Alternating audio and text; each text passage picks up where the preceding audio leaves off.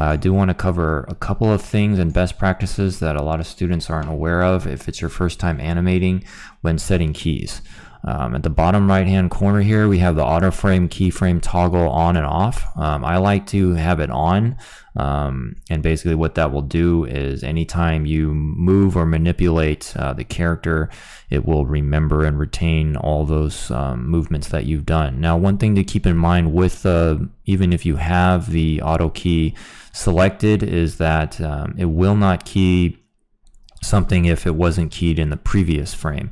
So it can be a little bit difficult to understand exactly what's happening with that. Let me see if I can get a way to kind of visually show you that. If we go into the window and we go into the animation editors and we go into the graph editor, this will kind of give you a visualization of the keys that are set and a little bit of how the auto key will work. It's a little bit important. It is important for you to understand kind of how this works, even with auto key set up. So if we have, let's say this, this root selected, and actually what I want to do first is I kind of want to bookmark the default pose, and it's a good practice just so we always have a default position for our character.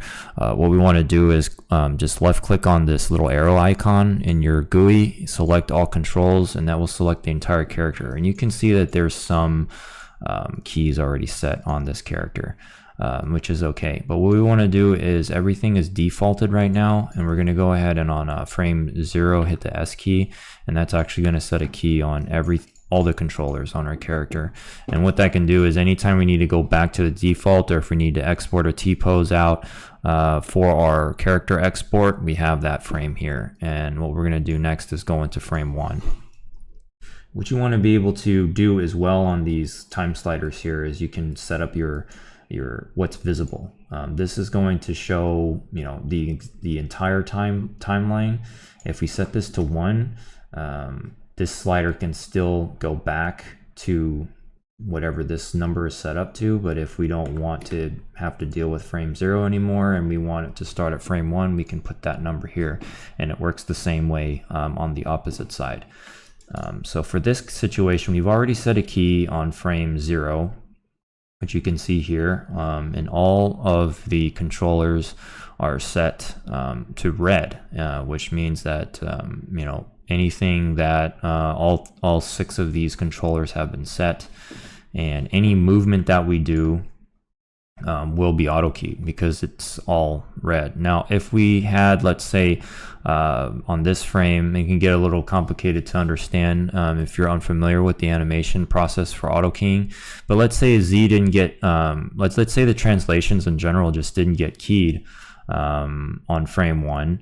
If we were to, rotate anything on like frame 5, and we translated, we translated on frame 5, and there's no key set at all on frame 1, then auto key is not going to work because it hasn't ever set a key. So in order for auto key to actually work, all the controllers or the rotations and translations need to be red. That way, anything that's red, anytime that a change takes place. So in this case, we can go ahead and see the Z translation. Auto key is on. I didn't hit S. It already automatically set it. If I translate down, it will do that. So if we remove, for example, visually to show you like what that would be doing, if we were to remove these keys, you can see that the translations aren't going to happen, even though I move things, on frame 5. A lot of these keys didn't get auto updated, and that's just kind of how things are going to work if you don't have keys set for everything on your character. But if you do select all controllers at the beginning of the timeline on frame 0, like I just stated, you won't really run into those issues because every controller will have a key on it, and any rotation or translation that you do on the character from that point forward will basically get updated with the auto key. If you don't want auto key and you don't like that, you can just uncheck it, and then every time you do a movement you need to hit S. If you don't hit S, it will not remember the pose. So a lot of students will be like, oh, it's not saving my pose.